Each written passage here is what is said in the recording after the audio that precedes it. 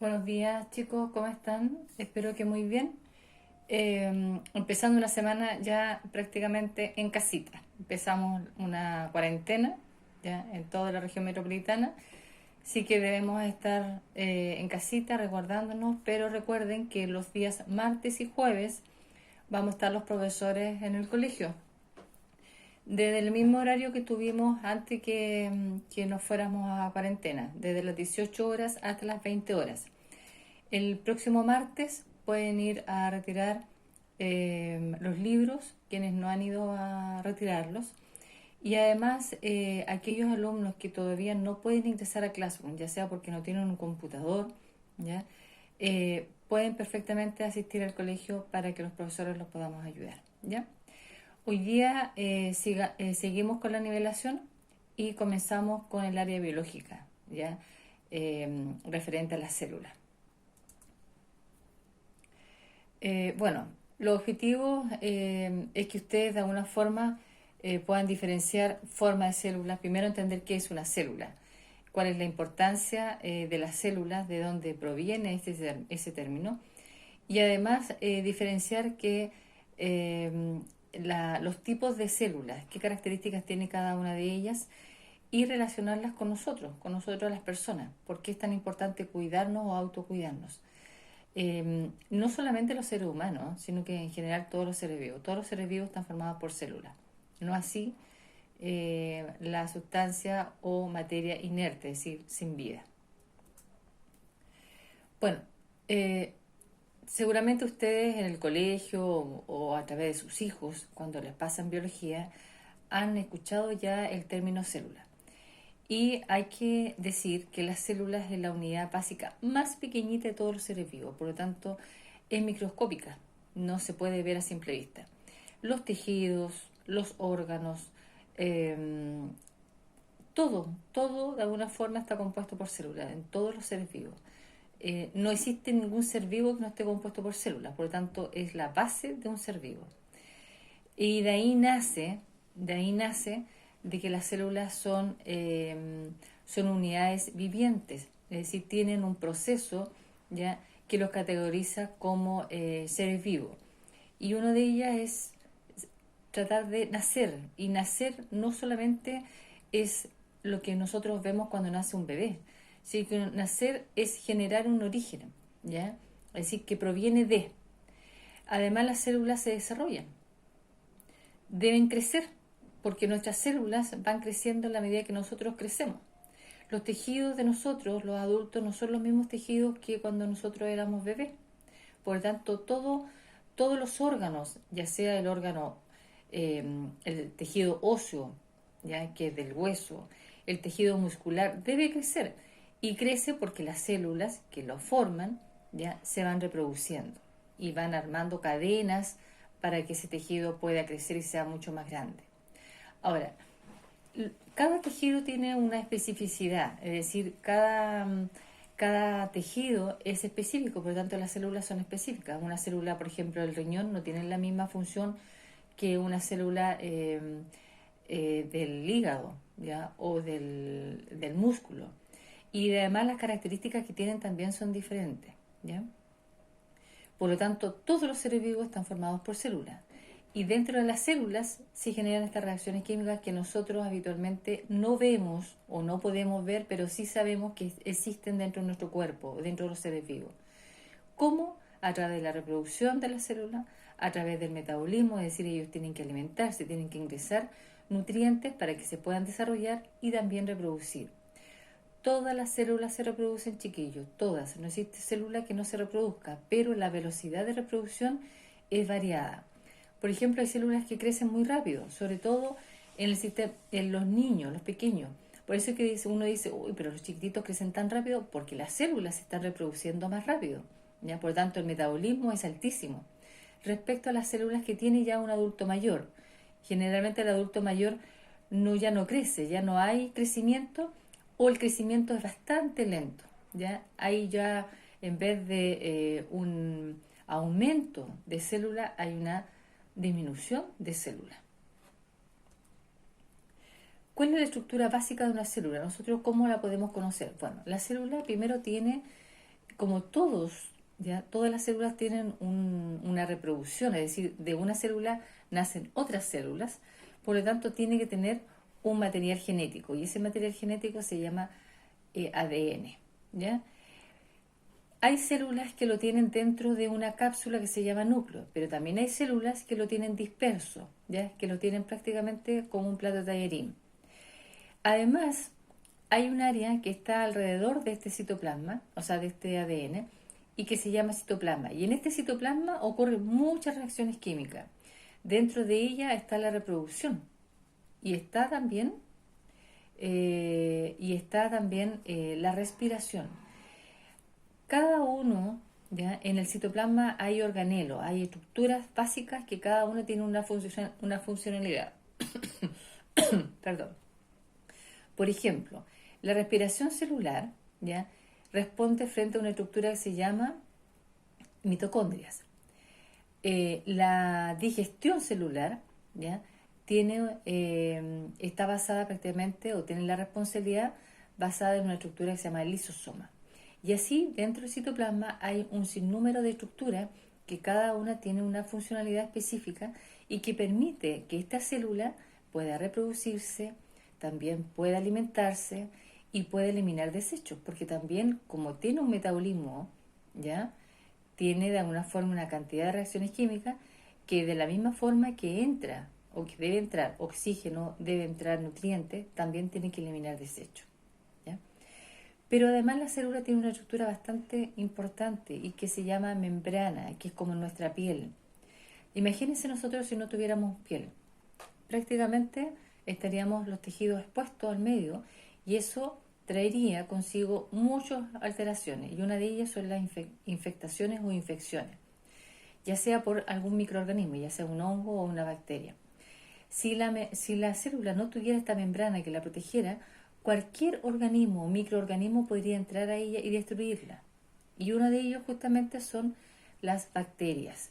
Por lo tanto, las bacterias y los hongos destruyen células o cualquier otro elemento o sustancia patógena. Por lo tanto, esta membrana que la cubre la protege. Y esa membrana se llama membrana plasmática. Por lo tanto, tres estructuras básicas de una célula. La membrana plasmática, ¿ya? Que es la cubierta externa que cubre y protege a la célula de cualquier elemento, cualquier organismo que quiera entrar. El citoplasma, que es el espacio donde hay estructuras básicas para que esta célula pueda vivir, pueda mantenerse, ya sea la reproducción, ya sea una respiración, ya sea la digestión. Pero ¿por qué yo digo reproducción? Porque en este caso, esta célula tiene el material genético que le permite reproducirse en el citoplasma. Pero hay células que nosotros tenemos en nuestro cuerpo y que de alguna forma este ADN no está en el citoplasma, está en otro espacio, ya que se llama núcleo y que está justamente protegido por otra membrana que se llama membrana nuclear. ¿Cuáles son los tipos de células? Bueno, hay tipos de células que son animales y vegetales. Primero que todo hay que entender que hay dos tipos de células, animales y vegetales. Y nosotros tenemos células animales. Y todo el sistema vegetativo son células vegetales, ¿ya? Nosotros no podríamos tener células vegetales porque tienen ciertas características que no tienen las células animales. Y además los vegetales no podrían tener células animales que tienen una funcionalidad específica, ¿ya? Y por lo tanto no podrían mantenerse vivos. Por lo tanto nosotros estamos formados por células animales y los vegetales por células vegetales. Pero dentro de las células animales hay dos tipos. Hay una muy desarrollada, ¿ya? Que tiene estructura bastante desarrollada y que se llama célula eucariota o eucarionte se llama. Y otra célula animal que es mucho más primitiva, ¿ya? Mucho menos desarrollada y que se llama procariota o procarionte, ¿ya? ¿Dónde encontramos estos dos tipos de células? Como ambas son animales, las células eucariontes nosotros las tenemos, es decir, los seres vivos desarrollados, sofisticados. Pero las procariontes prácticamente son microorganismos y uno de ellos son las bacterias, ¿ya? Por lo tanto, qué organismos vivos están formados por células procariontes? Son aquellas que están desarrolladas con menos proporcionalidad, ¿ya?, respecto al eucarionte, que tienen menos estructuras y además no tienen núcleo, ¿ya? Se dan cuenta que la eucarionta tiene un núcleo y las procariontas, el material genético lo tiene en el citoplasma, por lo tanto las procariontes son las bacterias. Y aquí tenemos justamente una forma de una bacteria, donde tiene prácticamente una cubierta, que también es una membrana, que la cubre todas las células tienen que tener membrana, independiente de que sean vegetales o animales, y dentro del animal eucarionta, procarionte, deben tener membrana. Pero la diferenciación es que la eucarionta tiene el material genético dentro del núcleo, ya desarrollado, y otras estructuras más. Y las procariontas no tienen núcleo, el material genético lo tienen disperso en el citoplasma. Además, las eucariontas no tienen un elemento de movilidad que se llama flagelo, ¿ya? Y además, las mitocondrias, o sea, las procariontas no tienen mitocondrias. Las mitocondrias solamente las tienen las eucariontes, ¿ya? Eucariota, tipo célula animal eucariota. ¿Por qué no tienen las procariotas? Porque las enzimas respiratorias que tienen las mitocondrias, ya que son estructuras que están en el citoplasma de la eucariota, las tienen prácticamente dispersas a través de la membrana. Por lo tanto, ellos no necesitan estructuras mitocondriales para poder hacer la respiración, pero sí, obviamente, tienen que hacer intercambio gaseoso. Aquí tenemos una diferenciación entre célula animal y célula vegetal. Recuerden que dentro de la célula animal tenemos las procariotes o procariota y eucariota. Pero las células animales se diferencian en general de las células vegetales. ¿Cuál es la estructura o cuáles son las estructuras que diferencian la célula animal con la vegetal? Por ejemplo, podría ser un ejemplo de la mucosa bucal, una célula animal, ¿ya? La célula o sacar células a través de un raspado de tejido bucal, nosotros podríamos tener esta imagen. Y tienen prácticamente una membrana de igual forma que las células vegetales. Pero la diferencia, ¿ya?, la diferencia primero en la forma, ¿ya?, y segundo, algunas estructuras específicas. Por ejemplo, una de las grandes estructuras que diferencia una célula animal con vegetal es una pared que tienen justamente la célula vegetal sobre la membrana plasmática. Y esa pared se llama pared celular. ¿Por qué no la tienen las células animales? Porque no la necesitamos. Pero la célula vegetal sí la necesita. ¿Y por qué la necesita? Porque la célula vegetal está más expuesta a los deterioros ambientales. Imagínense, nosotros rompemos los árboles, rompemos las hojas de los árboles. Si las células vegetales no tuvieran la pared celular que protege la membrana plasmática, destruiríamos más fácil las células vegetales. Por tanto, la pared celular, que es más rígida, es mucho más inflexible, protege la membrana y protege que no se dañe justamente la célula vegetal. La célula animal tiene una membrana plasmática, ¿ya?, tiene un núcleo, de la misma forma que la célula vegetal, y tiene un citoplasma de la misma forma que una célula vegetal. Pero la gran diferencia también, aparte de la pared celular, son las vacuolas. Y las vacuolas son prácticamente como mensajeros, son como estructuras que permiten transportar ciertas sustancias que entran o salen de la célula. Por lo tanto, nosotros, las células animales, tenemos vacuolas muy pequeñitas y las vacuolas de la célula vegetal son en gran proporción, es decir, son de tamaño mucho más elevado. El núcleo de una célula eucariota. Bueno, yo dije que las células eucariontas son células animales, es un tipo de célula animal, ¿ya?, y está mucho más desarrollada, tiene un núcleo, por lo tanto el ADN está dentro del núcleo. Y además existe una membrana que protege el núcleo, y que se llama membrana nuclear. Si no estuviese esa membrana que protege el núcleo, prácticamente cualquier microorganismo, cualquier sustancia que entra en la célula y traspasa la membrana plasmática y entra al citoplasma, podría entrar rápidamente al material genético y destruir la célula. Por lo tanto, lo que permite esta membrana del núcleo es proteger el material genético y que cualquier daño que se genere en el citoplasma no permita de alguna forma que se destruya la célula y que pueda reproducirse, o también que permita de alguna forma mantener intacto el material genético. Ahora, dentro del material genético existe bueno, se llama ADN, ¿ya? Pero hay unas estructuras que forman parte del ADN y que son los cromosomas. Y los cromosomas son aquellas estructuras básicas del ADN que tienen o llevan la información genética de una célula a otra, es decir, en lo que justamente nosotros podemos de alguna forma visualizar a través de la herencia del fenotipo, de la característica física o el genotipo de alguna enfermedad que sea hereditaria. Por lo tanto, todo aquello que se herede de una célula a otra es a través de la información que tienen los cromosomas.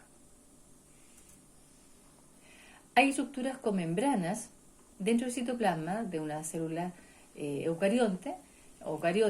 Hay estructuras que están en el citoplasma y que pueden tener membrana, como también algunas que no tienen membrana, ¿ya?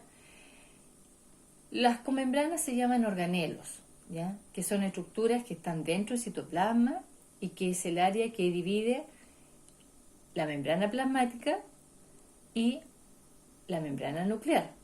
¿Recuerdan? Ahora, hay estructuras que tienen una membrana doble y una membrana simple. Por ejemplo, la membrana doble o alguna estructura es el núcleo, ya a través de la carioteca. Recuerden que recién vimos que el núcleo es una estructura que está independiente del citoplasma, está protegido y que tiene que tener el ADN en las células eucariotas.